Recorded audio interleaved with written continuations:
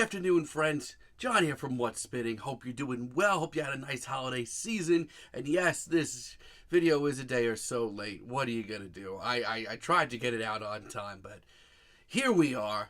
It is my final video of my list week segments for this year, and it's the biggest one of them all. It is going to be my top 20 albums of the year. And as always, remember guys, this is personal preference. Music is a beautiful thing. If you don't agree with it, that's fine. If you do agree with it, that's cool too. But as far as 20 albums that have really touched me and really stuck with me throughout the year, this is it right here. A couple of quick honorable mentions that just missed the cut in my top 20. Want to give a shout out to Mr. Morale and the Big Steppers from Mr. Kendrick Lamar, Daphne, the Cherry album, as well as the new album from Alves, Blue Rev, Metrics for Mentera, as well as Daywave's Past Life. Those albums were just on the cuff of making it into my top 20. Still very excellent albums that should be listened and studied, and check them out if you haven't already. But without further ado, I'm going to jump into my list of my top 20 albums of the year. At number 20, it is going to be Vein FM with This World Is Going to Ruin You Very Quickly. The boys in Vein FM have really, made themselves staples of modern metalcore in a really big way, and this album is a huge part of that. It's easily the best metalcore album that I've heard all year. And what makes this so good is not only do they just put out one blood-pumping ripper after another, which, trust me, they do so while saluting seemingly all genres that lead to metalcore, like emo and post-hardcore, but also do a great job of pushing metalcore sound into the future as well. It is pummeling. The production is suffocating. It's just catchy enough to stick with you as well. It's a great record. And at 19, I'm going to give a big shout out to the new Big Thief album, Dragon, New Warm Mountain, I Believe in You. This is the album that turned me around on Big Thief completely, because I've never been that big of a fan. But here, this is their most sprawling and experimental album. It shows them throwing everything that they possibly can at the wall, and a shocking amount of it sticks to that wall. This is easily the band's most adventurous and forward-thinking album. And while, at its core, it's not too far from their original sound, the experimental tracks here, they're pretty exciting. And the alt-country tracks on this album make their emotional harmonies pop so much more than ever. And at number 18, I'm going to give it to Suede with Autofiction. I mean, consistency is the name of the game when it comes to Suede. They've released very few albums that I wouldn't say are good or great even. But this is their most glamorous and swagger-filled album that they've put out since the late 90s. The hooks are some of the biggest you'll hear in any genre this year. It's full of nostalgia. It's full of glam. It is so good. And honestly, there really aren't a lot of blemishes on this album. Leading up to this album, I knew I was going to love it, but it really is one of the best albums of the year. Then at number 17, I'm going to give it to Soccer Mommy with Sometimes Forever. Here, Soccer Mommy has teamed up completely with Daniel Lopatin, of all people, and brought me the indie rock album that I needed and craved this year. Here you are getting the heartfelt lyrics and emotional performances of the early Soccer Mommy releases. But on top of that, you are getting pristine production, some really great riffs, some fantastic songwriting, and a turn for the experimental that I just did not see coming, but it's really good. The thing about this album is there's so much of this that is just the sort of guitar-driven indie rock that I grew up on, but it also gives it a fresh new face and shows that a lot can be done still in indie. And at number 16, I'm going to give it to Charli XCX with Crash. Now, this is not her wildest or most game-changing or experimental album. This, at the end of the day, is Charli on Cruise Control. But if that's the case, and this is Charli XCX on Cruise Control, on her victory lap, she is still one of the most forward-thinking minds in pop. It is so smooth. It is enjoyable from start to finish. It is super catchy too. It salutes her past in pop, but it also keeps things really fresh and turning it on its head. Yeah, Charli's just on another level right now, as is our number 15 artist. I'm giving it to Wise Blood and In the Darkness Hearts Aglow. I mean, did I expect anything less? No. It's such an incredibly beautiful, immaculately produced album that's also very poignant, very current. It often has a message. I mean, compared to Titanic Rising, it's a little more level-headed, a little bit more human this time around, but between her songwriting and her attention to detail and her immense vocals, yeah, it works. It is near impossible for me to be in a bad mood while listening to this album, which leads me to my next album. Yeah, number 14, this album made me need to take a shower, but most importantly, it made me rearrange my entire calendar, which is something that an album almost never does. That's right, at number 14, I put Chat Pile with God's Country. My God, this album is one of the most repulsive and muddy and heavy and heady things that I've heard all year, and yeah, that's a big compliment. Sludgy riffs, tormented vocals, absolutely repulsive sound overall. It's sludgy, it's noisy, it's explosive. It is not for the faint of heart. But if you are a fan in any way of the heavier side of rock music right now, whatever your flavor may be, this is required listening. And at number 13, we're going to give it to Black Country New Road with Ants from Up There. I mean, I don't know what the future holds for this band. I know that they plan on moving forward without their frontman, Isaac, but I mean, for a sort of first leg of their journey, Swan Song, this is one of the most infinitely rewarding, eclectic, and genuinely far out there art rock albums that I've heard all year. Gone are the days of just saying, wow, these guys really like Slint, don't they? No, this is a very flamboyant, jazzy, very heady, constantly shifting album. And it's not going to be an album for everyone. I don't think it is. It's pretty heady at times, but if you are into the artsier, weirder side of rock, this is absolutely going to be one of your albums of the year that you'll want to hear. Oh, speaking of really heady rock music, at number 12, I put Black Midi Hellfire. I mean, Black Midi clearly since day one have not been very comfortable sitting well with their sound in the moment. They are a constantly shifting band. They have been since the release of Schlagenheim a few years ago.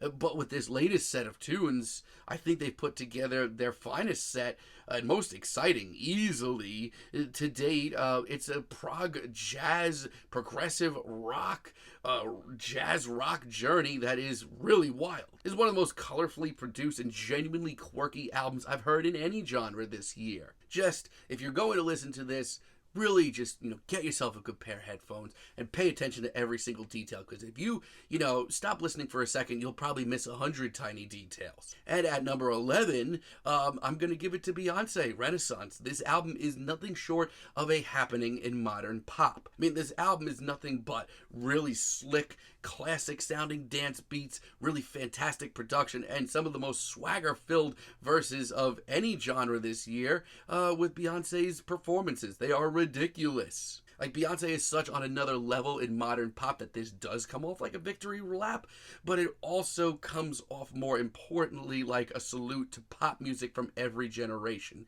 and that's special. Okay, we are now in top 10 territory, and at number 10, I'm going to put an album that I initially enjoyed quite a bit, but as this year has rolled on, I have listened to it probably more and more with each passing month, and I'm giving it to The Weeknd's Dawn FM.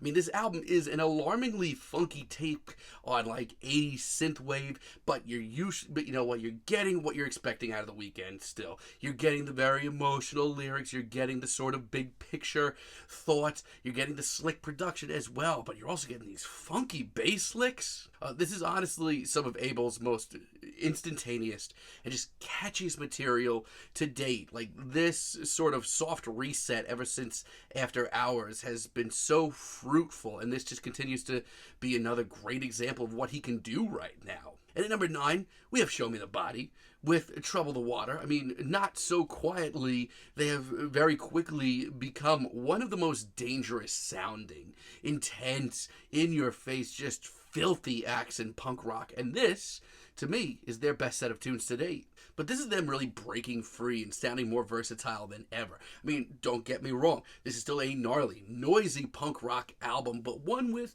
some really interesting experiments that go over really well. And not only that, the tension on this album is unlike anything I've heard this year. It is fantastic. And at number 8, I'm going to put Bronco from Orville Peck. This is one of my favorite things in country right now. Easily. I mean, okay. If you're not into the over-the-top cowboy throwback sort of outlaw country mixed with glam shtick that Orville Peck puts on, you're not going to like this album. And it is a little long, but you are not going to find more of an impassioned performer that has nods to classic country but also has a swagger and a glitz to him that you haven't seen in forever. There are pained ballads. There are some rowdy sort of outlaw tracks on here. This album has a lot going for it. And then at number 7, we have Ken Mode. Null. I mean, for the last 10 years or so, probably longer, I've been singing their praises as one of the most intense and just absolutely in-your-face acts in post-hardcore and noise rock. And this is just, simply put, one of the most disgusting, just repulsive, massively depressive albums I've heard in any genre this year. It is most certainly not going to be for everyone.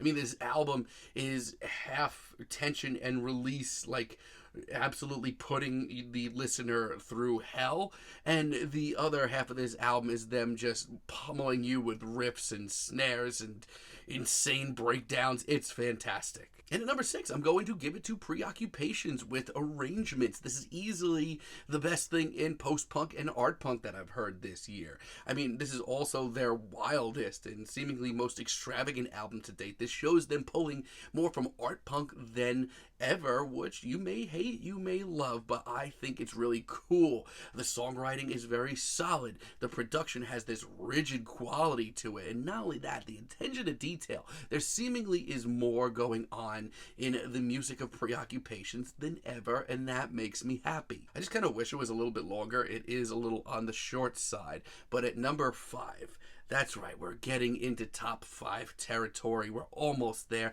I'm going to give it to Danger Mouse and Black Thought with Cheat Codes. I mean, what is there that hasn't already been said about this album? This is just a happening in modern hip-hop, especially on the sort of alternative spectrum of modern hip-hop. I mean, what else is there to say? I mean, the dusty, jazzy beats are going to really be a callback for anybody who grew up with stuff like this, which I did. The production alone will realize, or just really, if you didn't realize already, I should say, just cements Danger Mouse in the seriously, absolutely all-time greats of producers list. And Black Thought continues to sound incredibly focused and as sharp as ever, as he has ever since he's broke out on his own over the last 3 or 4 years. The two have just such fantastic chemistry, and almost every feature on this album is picked perfect. And then at number 4, I'm going to give it to Daniel Avery with Ultra Truth.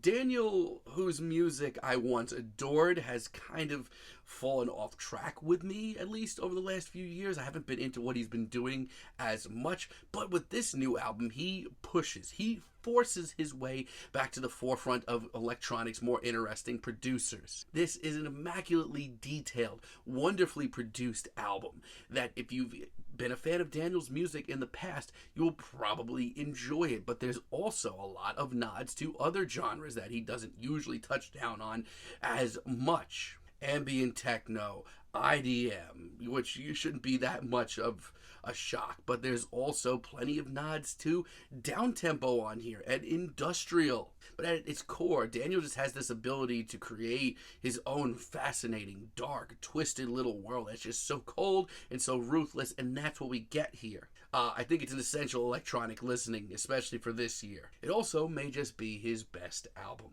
period.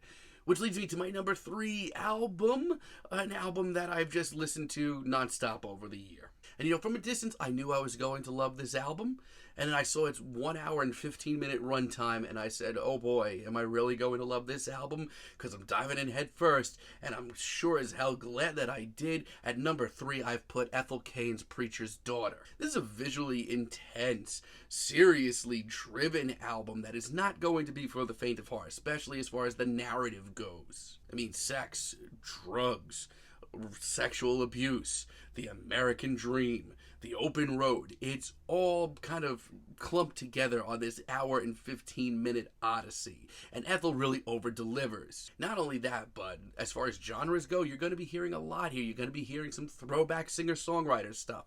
But you're also going to hear some very gloomy slowcore, some very hazy sort of torture dream pop, as well as a whole lot of Southern Gothic. And listen, this album is not an easy one to get through. It is not at all.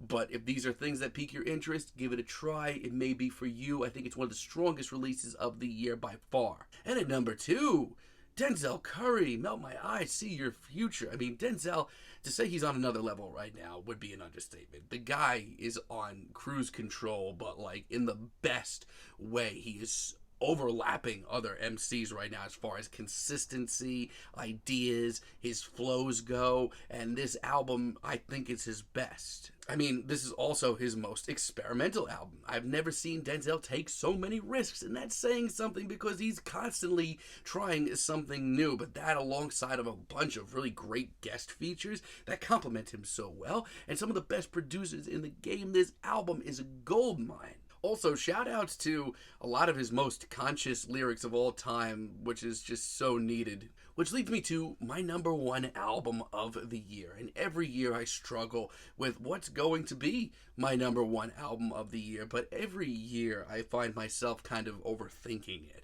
And this year I did what I kind of, usually end up doing at the end of these lists and go with the album that made me feel something special, that literally nestled its way into my heart and made me have that euphoric experience. And at number 1, I am very proud to give it to the new Spiritualized album, Everything Was Beautiful. And leading up to this album, I wanted it to be special because I really wasn't that crazy about the last Spiritualized album. But Jason and company have outdone themselves in every way. This is some of the most impeccably produced, euphoric, genuinely epic, and completely in its own genre music I've heard this year. And if I had a small complaint, I could have done with another 2 tracks. But the heartfelt ballads have touched my heart. The jams, they get so intense that I just feel myself having an out-of-body experience and just locked in. It's hypnotizing. And it is seriously the Spiritualized album that I wanted them to end their career with. Not to say that this is going to be their last album. You never really know. But if it is, this is the send-off that I wanted. This is the album that made me feel the most this year. It is an experience. It is euphoric. It is beautiful. It is heartfelt. It is bluesy. It is near perfect. And that is going to end off my top 20 albums of the year. I hope you enjoyed it. Thank you for sitting with me. Thank you for tuning into me at all this year. I appreciate each and every one of you. And most importantly, let me know down below which some of your favorite albums of the year are. And until next time, have a wonderful day, friends.